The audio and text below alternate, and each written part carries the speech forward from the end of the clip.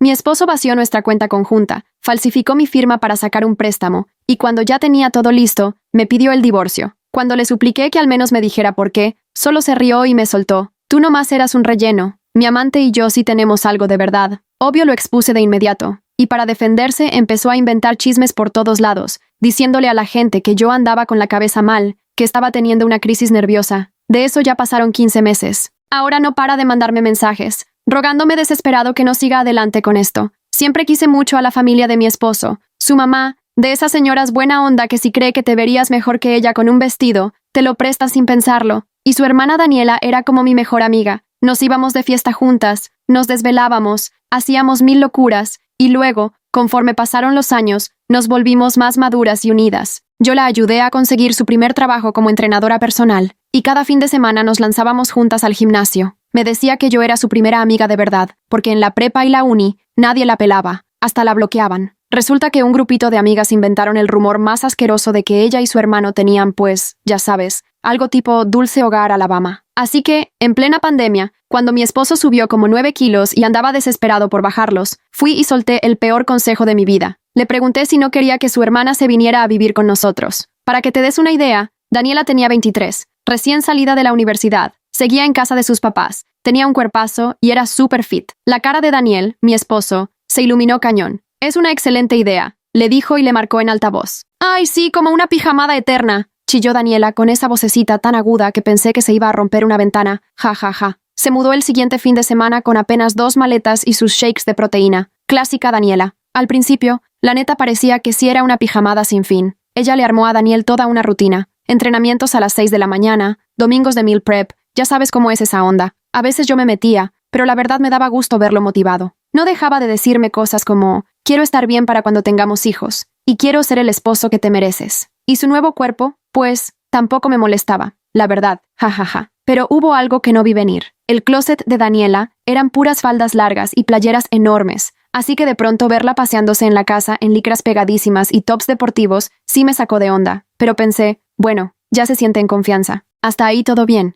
hasta que las cosas se empezaron a poner, digamos, demasiado intensas. Me despertaba y la cama estaba vacía. Los encontraba en la sala haciendo estiramientos juntos, súper pegados. Si les pedía unirme, Daniel me salía con que necesitaba descansar y que con mi presencia les rompía la dinámica. Un día, cuando Daniela y yo hacíamos yoga, le pedí que hiciéramos el mismo estiramiento que había hecho con mi esposo. Lo intentamos, pero fue otra cosa. Nada de contacto, ni cara a cara, ni pierna con pierna. Casi ni nos tocamos. Todo eso me hizo sentir rarísimo, y de repente me regresó el chisme aquel que Daniela una vez me contó. No podía ser. Saqué esa idea de mi cabeza y hasta me dio coraje conmigo misma por pensarlo. Pero todo solo fue empeorando. Llegaba y veía a Daniela dándole de comer a Daniel, literal, con la mano, en cada comida. Sentados uno frente al otro, ella le metía cada bocado, viéndolo a los ojos. Su explicación, que comer consciente era así, sin distracciones. Otra vez me metí a la recámara y Daniela le estaba dando a mi esposo un masaje especial con aceites esenciales. Él, boca abajo en mi lado de la cama. Ella sentada sobre su espalda, con la ropa más mini de gimnasio, según esto para trabajarle los puntos de presión. Yo ya estaba a nada de mandar todo al carajo, la relación, la mudanza, y lo que fuera. Pero una semana después vi algo tan asqueroso que ya no me pude engañar más. Me desperté a las 2 de la mañana por ruidos raros, y al ir a la cocina, ahí estaban Daniela y Daniel armando un shake de proteína. Daniela sentada en la barra, con shorts chiquititos y top, las piernas alrededor de la cintura de mi esposo, dándole de tomar el batido en la boca mientras él la agarraba de la cadera para que no se cayera. Ahí fue donde no aguanté más. «Daniel, ¿qué chingados haces? ¿Es tu hermana?» Él me volteó a ver, furioso. ¿Ahora tampoco puedo comer con mi hermana? Mejor corto con toda mi familia. ¿Eso quieres para ser feliz? Me quedé helada. Solo una vez me habían hablado así antes, y fue cuando caché a mi exnovio engañándome. Ahí supe que por algo existen los rumores, pero ni siquiera podía enojarme con Daniela. No podía. Era una chava de 23 años, apenas aprendiendo a vivir. Mientras tanto, mi esposo, un hombre de 35, ya grandecito. Esa noche me fui a dormir a un hotel, y al día siguiente le mandé mensaje a Daniela, diciéndole que no estaba enojada, pero que necesitábamos hablar. Le aclaré que si llegaba con mi esposo le iba a llamar a la policía. Para mi sorpresa, sí fue sola, y apenas cerró la puerta del cuarto. Se soltó a llorar como nunca la había visto. «Ya arruiné todo», susurró. Me senté con ella en la alfombra, y me miró con los ojos hinchados. «He estado vomitando todas las mañanas». Cuando vi las 2 rayitas rosas no lo podía creer. Me miró, como esperando ver mi reacción. 3 meses. Tengo 3 meses de embarazo. Me quedé en shock. Me apretó la mano como si se estuviera ahogando. No podía procesar lo que acababa de oír.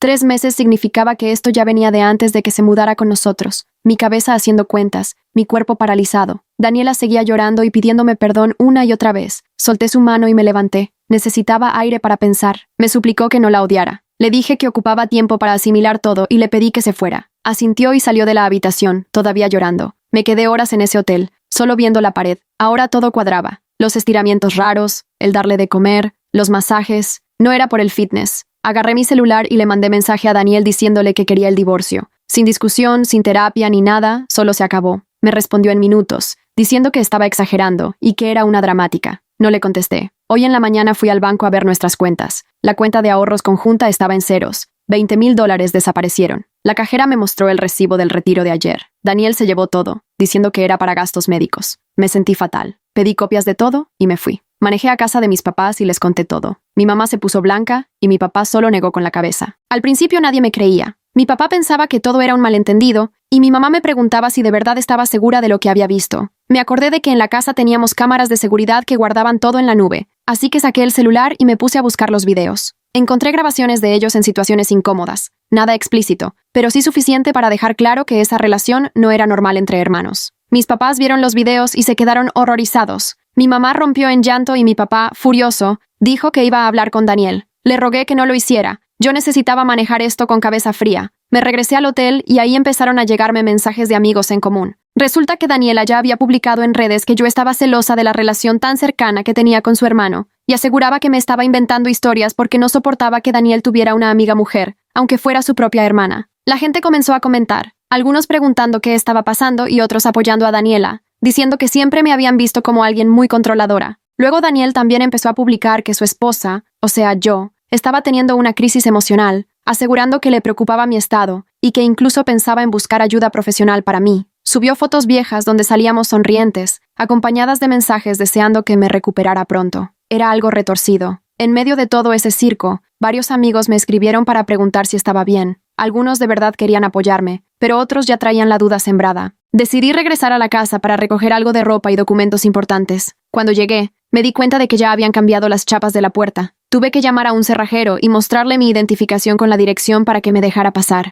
Dentro de la casa encontré mucha correspondencia que habían estado escondiendo. Recibos, estados de cuenta y algo que me dejó helada. Unos papeles de divorcio fechados 2 meses atrás. Daniel ya había iniciado el trámite, alegando que yo le había sido infiel. Había hasta mensajes de texto y correos inventados como supuestas pruebas. Le tomé foto a todo y agarré lo que pude cargar. Cuando estaba por salir, llegó Daniela. Se bajó del coche y se me acercó diciendo que teníamos que hablar sobre el futuro del bebé. Le pedí que no se me acercara, pero ella empezó a llorar diciendo que nunca quiso que las cosas llegaran a esto. Me subí al coche y me fui. Esa noche le hablé a mi amiga Michelle, que es abogada. Me contestó medio dormida, pero se le quitó el sueño en cuanto notó que yo temblaba de la voz. Me dijo que tenía que documentar absolutamente todo y comenzar a armar un caso ya mismo. Me recomendó a un abogado de divorcios, Christopher, que es especialista en broncas familiares y fraudes financieros. Concerté una cita para el día siguiente, apuntando la dirección con las manos temblorosas. Esa noche no pude pegar el ojo, repasando una y otra vez los últimos 3 meses, como si fuera detective revisando pistas. ¿Cuántas veces estuvieron juntos mientras yo trabajaba? ¿Cuántas mentiras me tragué sin querer ver? Me puse a revisar fotos en el celular, la luz azul casi quemándome los ojos. Ahora todo tenía sentido. Daniel y Daniela sentados pegaditos en las comidas familiares, rozándose las piernas por debajo de la mesa, tocándose las manos cuando pensaban que nadie los veía, las miradas que duraban más de la cuenta. ¿Cómo no me di cuenta antes? Al día siguiente me vi con Christopher en su oficina del centro. El edificio olía a cuero y a dinero viejo. Le mostré todas las pruebas y con cada foto o pantalla que veía, su cara se ponía más seria. Me dijo que Daniel llevaba tiempo planeando todo esto, desde antes de que Daniela se mudara con nosotros. Los papeles de divorcio, las cuentas vacías, todo calculado con una precisión que daba miedo. Me advirtió que teníamos que movernos rápido antes de que Daniel pudiera esconder más bienes o seguirme haciendo daño. Ese mismo día metimos una solicitud de emergencia para congelar los activos que quedaban. También me pidió revisar todas las tarjetas y préstamos por si encontraba algo raro. Entré a las cuentas desde el celular, con los dedos temblorosos, y sentí que el corazón se me iba hasta el estómago, cuando vi que Daniel había sacado una segunda hipoteca sobre la casa usando firmas falsas. $40,000 prestados sobre el hogar donde pensábamos criar hijos. Los documentos estaban fechados del mes pasado, justo cuando él empezó a mostrarse más cariñoso de lo normal. Le enseñé los papeles a Christopher y pude notar cómo apretaba la quijada. Me aseguró que era fraude y que podíamos pelearlo, pero no me pintó el panorama fácil. Me advirtió que iba a tomar tiempo y dinero, justo lo que yo ya no tenía. Necesitaba un lugar seguro donde quedarme, pero la casa de mis papás era lo primero que se le ocurriría a Daniel. Michelle me ofreció su cuarto de visitas, sin pensarlo 2 veces, y acepté, agradecida de tenerla como amiga. Esa misma tarde me marcó mi jefe, Richard,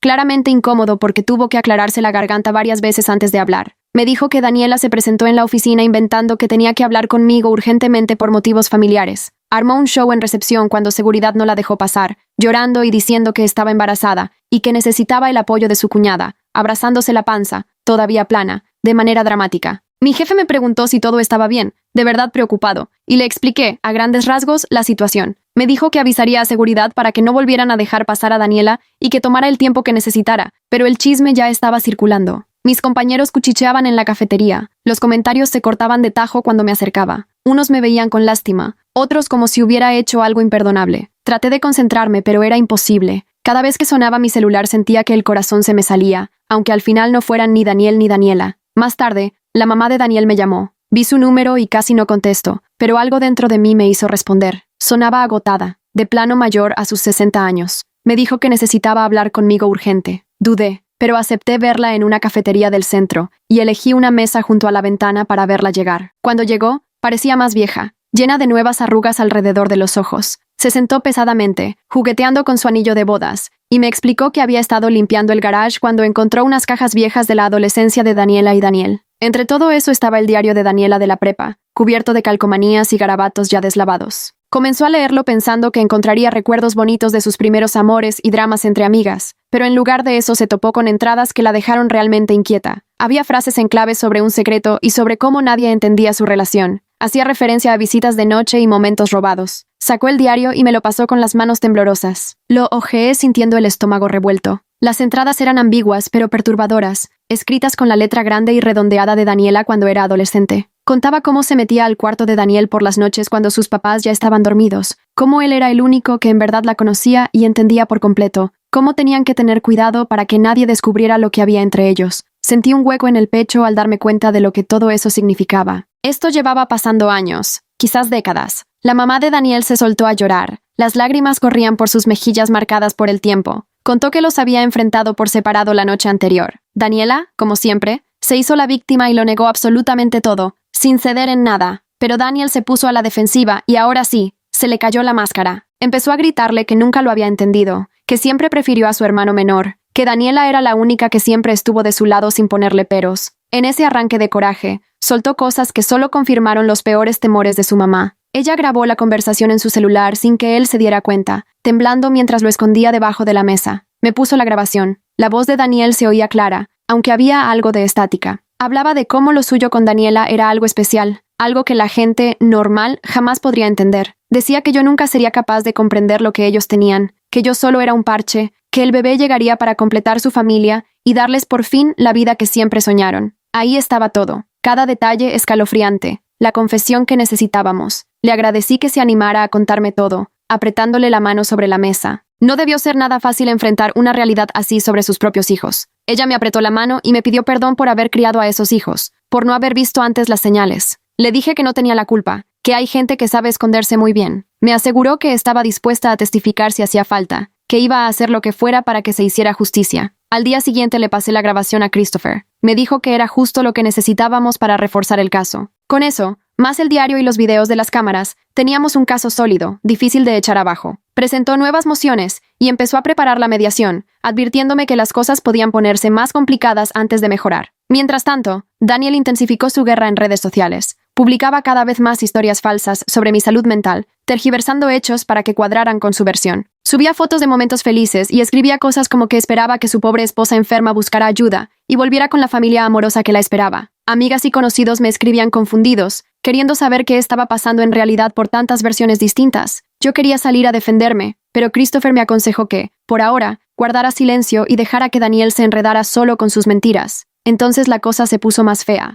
Empecé a recibir mensajes de números desconocidos a cualquier hora, amenazas para que abandonara el divorcio, advertencias de lo que le pasaría a mi reputación si seguía adelante, mensajes asegurando que me arrepentiría de destruir una familia feliz. Una noche, llegando al departamento de Michelle después del trabajo, me encontré con que alguien le había ponchado las 4 llantas a mi coche, claramente cortadas a propósito con algo filoso. Y justo ese día, la cámara del estacionamiento había fallado y el video salió misteriosamente dañado. Sentía miedo, pero también una rabia fría empezó a instalarse en mi pecho. Compré mis propias cámaras y, con el permiso de Michelle, las instalé alrededor de su departamento. Cambié mis rutinas, tomaba diferentes caminos al trabajo y variaba los horarios. Empecé a llevar gas pimienta en la bolsa y a caminar con las llaves entre los dedos. El novio de Michelle, Jordan, que fue marino, comenzó a acompañarme hasta el coche después del trabajo sin que yo se lo pidiera. Una semana después, las cámaras dieron frutos de forma espectacular. Grabé a Daniela poniéndole otra vez mano a mis llantas, la cara deformada por el coraje. Traía sudadera con capucha, pero se le veía la cara clarito cuando levantó la mirada para checar si alguien la veía. Eran las 2:47 de la madrugada.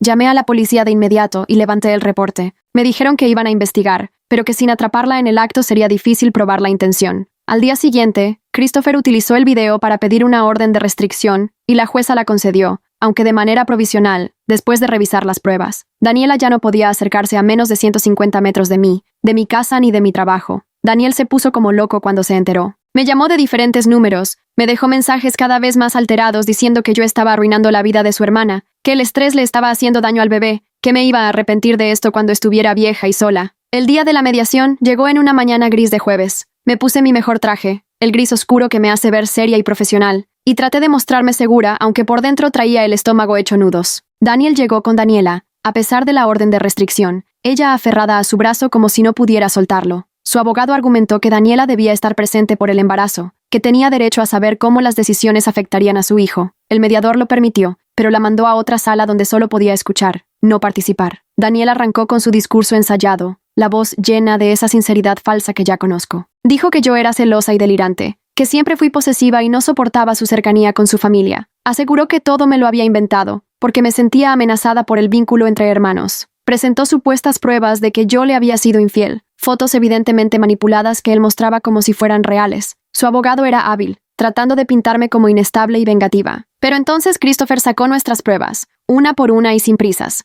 Los videos de seguridad, las entradas del diario, la confesión grabada de la propia madre de Daniel. El abogado de Daniel objetó varias veces, pero el mediador sí quiso verlo todo. Conforme salían más pruebas, la historia de Daniel empezaba a desmoronarse. Se empezó a contradecir, confundía fechas y detalles, se enojaba cuando lo cuestionaban. Su abogado intentó cambiar el tema, pero el daño ya estaba hecho. Fue entonces cuando Christopher soltó la bomba. Pruebas irrefutables del fraude, documentos hipotecarios claramente falsificados con mi firma, cuentas vaciadas con movimientos sospechosos. Mostró que Daniel llevaba meses moviendo dinero, abriendo cuentas a su nombre y planeando huir con Daniela mientras yo, ingenua, dormía junto a él. El mediador se puso serio al revisar toda la evidencia financiera. En uno de los recesos, alcancé a oír a Daniel discutiendo bajito y de mala gana con su abogado. El abogado le insistía que arreglaran todo de una vez, pero Daniel no quería, levantando la voz porque aún pensaba que su carisma y manipulación lo salvarían. Seguía convencido de que iba a imponer su versión, pero al regresar, fue su propio abogado el que, derrotado, anunció que estaban dispuestos a negociar. Las pláticas se pusieron tensas y duraron horas. Daniel quería quedarse con la casa, diciendo que la necesitaba por el bebé, según él todo un padre modelo. Christopher lo bajó en seco con las pruebas del fraude. Nosotros exigimos quedarnos con la casa, que devolviera lo robado y una compensación por fraude y daño emocional. El abogado de Daniel le susurraba desesperado mientras Daniel, cada vez más rojo,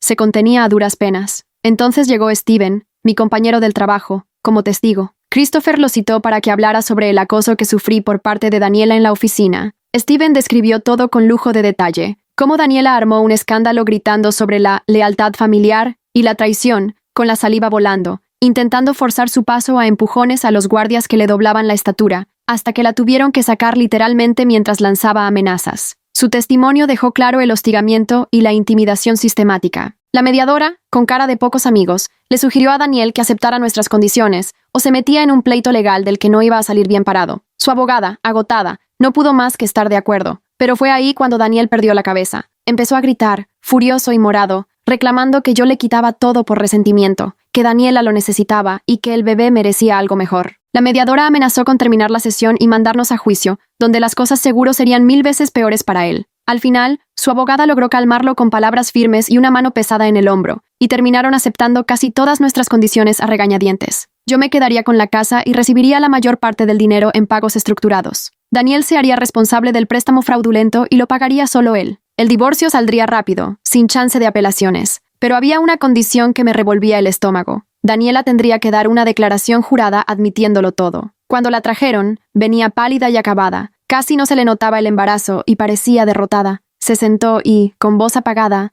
reconoció todo, sin mostrar ni una pizca de emoción, que la relación empezó desde la prepa, que todo fue planeado por meses, que mintieron de manera descarada. Dijo que Daniel le prometió que estarían juntos en cuanto yo saliera del panorama, que criarían al bebé como familia y ya no vivirían su relación a escondidas. Pero su voz era plana, como si estuviera leyendo un recibo del súper. Al terminar, Daniel intentó alcanzarla por encima de la mesa, y seguridad intervino de inmediato. Lo sacaron mientras él gritaba sobre el amor, el destino, y que nadie entendía su vínculo. Daniela solo se quedó sentada, mirando al vacío, abrazándose la panza, mientras su abogada la acompañaba. La mediadora programó la audiencia final para dentro de 2 semanas. Yo pensé que por fin todo había acabado, pero Daniel aún no tenía suficiente. Esa noche fue a buscarme al edificio de Michelle, borracho, golpeando la puerta con tanta fuerza que parecía que iba a tumbarla, gritando que quería hablar conmigo, que podía explicarlo todo si le daba 5 minutos. Michelle llamó a la policía mientras yo me escondía en el closet, con el corazón en la garganta. Terminaron arrestándolo por violar la orden de restricción y por andar ebrio en la vía pública. En la estación, registraron su coche y encontraron pruebas de que llevaba más de 1 año desviando dinero de su trabajo, facturas falsas, pagos redirigidos, contratos alterados, todo un sistema para financiar su nueva vida con Daniela. Su empresa, al enterarse, no dudó en levantar cargos. Christopher dijo que esto fortalecía aún más nuestro caso, mostrando el patrón de engaño y conducta criminal. 2 semanas después llegó la audiencia final,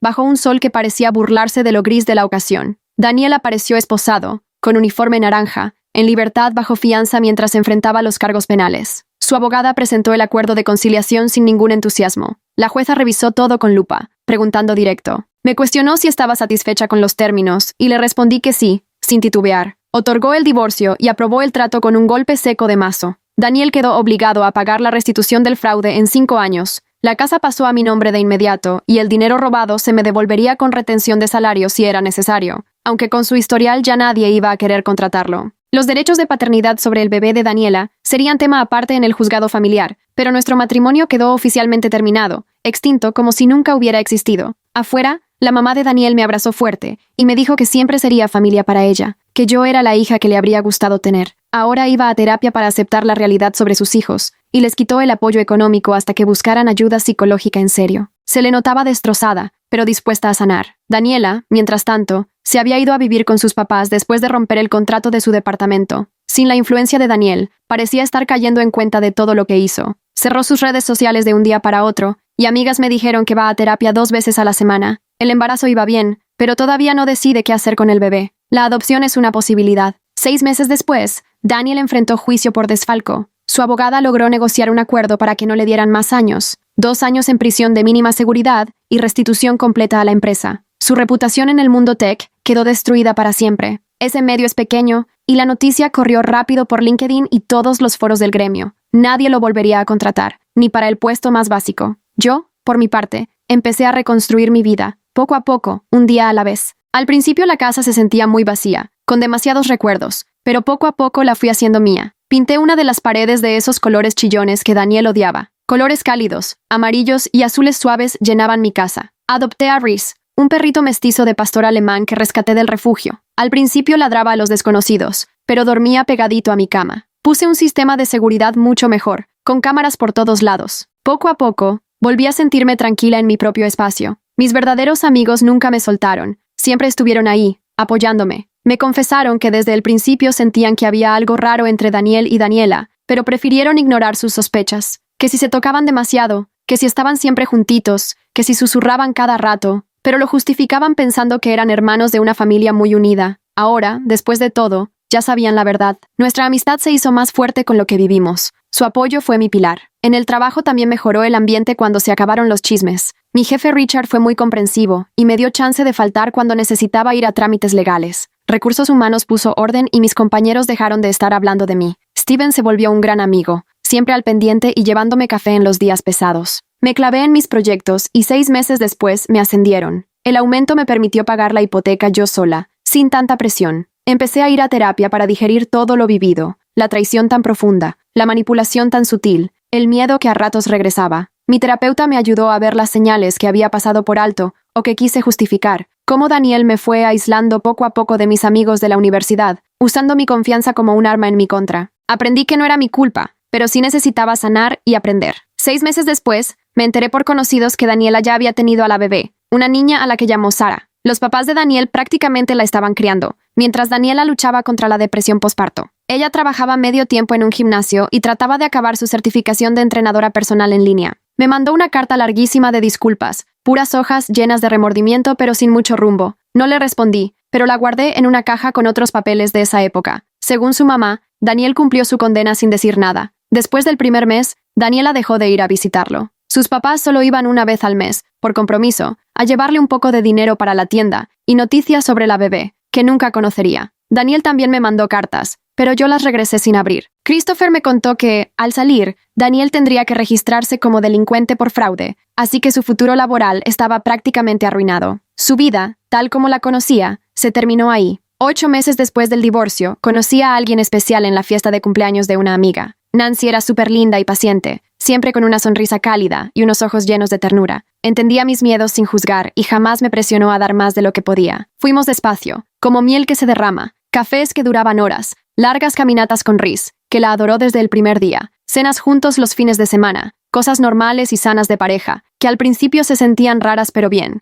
después de tantos años de manipulación. El dinero del divorcio fue llegando poco a poco, conforme Daniel trabajaba en la cárcel. Pagué el préstamo fraudulento y me quedó lo suficiente para sentirme por fin segura. Volví a ahorrar en mis cuentas, planeando un futuro que solo yo decidiría. Nada de cuentas conjuntas ni confiar a ciegas en nadie. A veces, la mamá de Daniel y yo nos reuníamos en el mismo café donde me dio el diario. Me contaba de la familia con una mirada entre triste y resignada. Daniela intentaba ser buena mamá, pero batallaba mucho con la realidad de criar sola. Por lo menos la niña estaba sana y hermosa. Daniel ya iba a salir, pero no tendría a dónde ir. Sus papás no lo recibirían jamás, y Daniela no quería saber nada de él. Al fin se rompió el hechizo. Me di cuenta de que, aunque gané, no se sentía como una victoria, sino más bien como sobrevivir. Logré conservar mi integridad y mi patrimonio gracias a una abogada que supo defenderme. Saqué la verdad a la luz y obtuve justicia, pero las cicatrices seguían ahí, invisibles, pero reales. Saber que la persona a la que más amé me traicionó de esa forma, que su propia hermana estuvo involucrada, que probablemente todo empezó por ella, que compartí mi cama con un monstruo durante años. Aún así, tenía mucho por lo cual agradecer. Por la experiencia legal de Christopher, que me salvó el futuro. Por el cuarto extra de Michelle cuando más lo necesité. Por el testimonio de Stephen, que demostró que no estaba loca. Por el valor de la mamá de Daniel al enfrentar la verdad sobre sus hijos. Por todas las personas que me tendieron la mano cuando más lo ocupaba. Ellos me devolvieron la fe en la bondad humana cuando ya no creía en nada. Con el tiempo, la casa se volvió símbolo de mi recuperación. Cada pago de la hipoteca era un paso adelante en mi nueva vida. Cada mejora que hacía, borraba un poco la sombra de Daniel en ese espacio. El gimnasio del garage ahora era mi estudio de arte. Ahí aprendí a pintar. El cuarto de visitas donde se quedó Daniela se transformó en mi oficina para el negocio de consultoría que inicié. Recuperé cada rincón con intención y propósito. Aprendí a confiar de nuevo en mi intuición, gracias a la terapia, y a ponerlo en práctica. Esos momentos incómodos que antes ignoré eran advertencias de mi subconsciente. Mi cuerpo supo que algo andaba mal antes de que mi mente lo aceptara. Ahora escucho esa voz interna sin dudar. Ya me salvó una vez, y lo haría de nuevo si fuera necesario. Nancy y yo nos fuimos acercando más con los meses. Conoció a mis papás y les cayó de maravilla, por su forma tranquila de ser. Entendía por qué necesitaba mi tiempo, por qué algunas cosas me afectaban todavía. Jamás me exigió más de lo que podía dar. Cuando estuve lista, 1 año después, formalizamos la relación. Una relación tranquila, basada en la honestidad y el respeto. El día que Daniel salió de la cárcel, no pude evitar sentir nervios, aunque ya estaba preparada. Pero no me buscó. Respetó la orden de restricción permanente. Su mamá me contó que se fue a otro estado. Consiguió trabajo en una bodega, ganando el mínimo, y vive en un depa chico en una zona difícil. Daniela y la bebé se quedaron aquí con el apoyo de sus papás. Nunca volverían a estar juntos. La fantasía terminó. La realidad era imposible de ignorar. A veces, en algún momento en silencio, me preguntaba qué hubiera pasado si no hubiera invitado a Daniela a vivir conmigo. ¿Habrían encontrado otra manera de estar juntos? Siempre fue inevitable, considerando lo retorcido de su historia, pero esos pensamientos no llevaban a nada. Yo hice lo que me pareció mejor con la información que tenía. Fueron ellos quienes tomaron decisiones terribles y rompieron varias vidas. Mi vida empezó a tomar un ritmo tranquilo, una especie de paz que hacía mucho no sentía. Iba al trabajo, salía con mi pareja y mis amigos, seguía en terapia, paseaba al perro y pintaba de vez en cuando. Todo el drama se fue diluyendo hasta quedarse en un recuerdo borroso, como una foto vieja guardada en un cajón. La gente dejó de preguntar y se entretuvo con otros chismes. Me convertí en una divorciada más que le tocaba empezar de cero en sus 30s, y justo eso era lo que quería. Volver a ser una persona común, aliviada del peso de tantos secretos. La última vez que vi a Daniela fue un martes en el súper. Empujaba una carriola con una niña que seguro era su hija. Se veía cansada, más grande. Nos cruzamos en el pasillo de los cereales, y cuando vi que venía hacia mí, solo negué con la cabeza. Ella entendió, asintió y siguió su camino sin decir palabra. Hay puentes que de plano ya no se pueden reconstruir, y hay traiciones que simplemente no se perdonan, al menos no en esta vida. Pero a pesar de todo, aquí seguía, contra todo pronóstico. Sobreviví a mentiras profundas, a manipulaciones calculadas, al miedo que me tenía ahogada, y a broncas legales que me dejaron agotada. Salí de todo eso más fuerte y más lista, con cicatrices que me hicieron más cauta, pero no amargada. Mi vida se volvió más sencilla, pero mucho más plena en lo que de verdad vale la pena, rodeada de gente que sí se preocupa por mí, que demuestra su cariño con respeto y constancia, no con manipulación o engaños. Al fin era libre de ser yo y eso lo era todo. Los siguientes meses fueron un torbellino de rutina, que, después de tanto caos, hasta me parecía extraño. Seguido esperaba que algo malo pasara, que Daniel se apareciera, o que Daniela regresara a molestarme, pero no pasó nada, solo días tranquilos en la oficina, y noches en paz con Nancy. Empezamos a platicar de irnos a vivir juntas, poco a poco y sin prisa. Entonces, una mañana recibí una llamada de la mamá de Daniel. Su voz temblaba cuando me dijo que Daniela había desaparecido con la niña hacía 3 días, y que solo dejó una nota diciendo que necesitaba empezar de nuevo en un lugar donde nadie supiera nada de su pasado. Vació su cuenta de ahorros y se llevó el carro. La policía dijo que no podían hacer nada porque tenía la custodia. Los papás de Daniel estaban destrozados, sobre todo la mamá, que era la que prácticamente había criado a Sara. Me dio tristeza por ellos, pero siendo sincera, también sentí alivio. Tener a Daniela en la misma ciudad siempre me ponía nerviosa, aunque existiera la orden de restricción. Ahora, ya era tema de otra gente, en otro estado. La mamá de Daniel me preguntó si sabía algo y le dije que no. Lloró tantito antes de colgar. Después de esa llamada, jamás volví a saber de ella. Mientras tanto, el trabajo iba de maravilla. Me ascendieron, con aumento y todo, y ahora tenía un equipo a mi cargo, algo que siempre había querido. Stephen se volvió uno de mis mejores amigos en la oficina. Salíamos a comer y nos desahogábamos de los clientes difíciles. Él nunca tocaba el tema de Daniel, a menos que yo lo sacara primero, cosa que le agradecía muchísimo. Nancy se mudó oficialmente medio año después. Pintamos juntos la recámara principal y acabamos con más pintura encima que en la pared. A Reese le encantaba tener otro cómplice que lo consintiera y le rascara la panza. Se sentía bien tenerla ahí, como si la casa por fin volviera a ser un hogar, y no solo el lugar donde dormía. Un día me enteré por redes que Daniel había vuelto a caer en la cárcel. Esta vez no fue por nada que tuviera que ver conmigo, gracias a Dios, sino porque lo cacharon robando en la constructora donde trabajaba. Parece que no aprendió la lección la primera vez, o simplemente no podía evitarlo. El caso es que otra vez iba a pasar más tiempo en prisión. Después de eso, lo bloqueé. No tenía por qué seguirle la pista. Un día mi abogado, Christopher, me llamó con noticias curiosas. Lo había contactado una abogada de Oregon, que representaba a Daniela. Resulta que Daniela quería renunciar formalmente a cualquier reclamo de dinero o bienes de Daniel, con la condición de que yo no la demandara. La verdad, ni siquiera se me había pasado por la cabeza demandarla, pero Christopher me aconsejó aceptar y dejar todo por escrito, para cerrar ese capítulo de una vez por todas. Y así lo hicimos. Un mes después llegó el papeleo. Daniela firmó, renunciando a cualquier derecho sobre Daniel y su pasado juntos. Yo, a cambio, me comprometí a no demandarla por acoso ni daño emocional. Sentí que por fin se acomodaba la última pieza del rompecabezas, un cierre legal que encajaba con el cierre emocional que venía trabajando en terapia.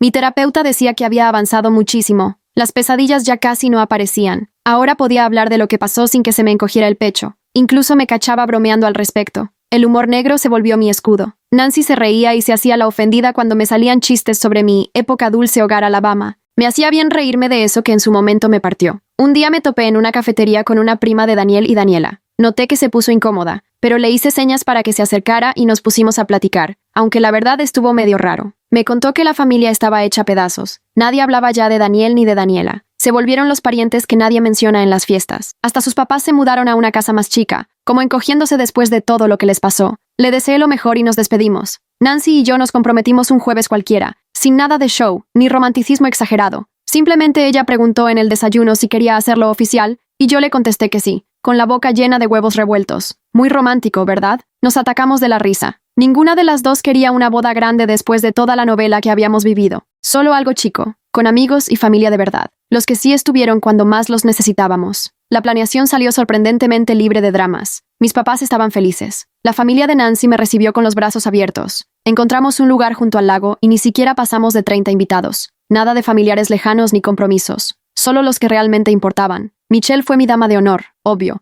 porque se lo ganó estando conmigo cuando más lo ocupaba. Un día me llegó un correo raro, de una dirección que ni conocía. El asunto decía, por favor lee. Era de Daniela. Me contaba que ahora vivía en Maine, trabajando en una guardería, que había conocido a alguien nuevo que no tenía idea de su pasado, y que estaba tratando de ser una buena mamá para Sara. Me volvió a pedir perdón, y dijo que esperaba que yo fuera feliz. Lo borré sin responder. Hay puertas que es mejor dejarlas cerradas. El día de la boda fue perfecto, sencillo. Nancy se veía hermosa con su vestido blanco, sin complicaciones. Yo llevé un traje con el que me sentía total y completamente yo. Reese fue nuestro paje de anillos, y, a medio caminar por el pasillo, intentó morder la almohadilla, lo que hizo que todos soltaran la carcajada. Justo ese tipo de momentos era lo que queríamos, auténticos, imperfectos y llenos de alegría. Mi papá me llevó al altar con los ojos llenos de lágrimas y me susurró que estaba orgulloso de la mujer fuerte en la que me había convertido. Eso me llegó al alma. La ceremonia fue breve pero muy emotiva. Cada quien leyó sus propios votos y prometimos siempre ser honestas, amables y pacientes una con la otra, construyendo algo verdadero. Cuando nos besamos, los aplausos fueron tan fuertes que hasta asustaron a unos pájaros que estaban en los árboles.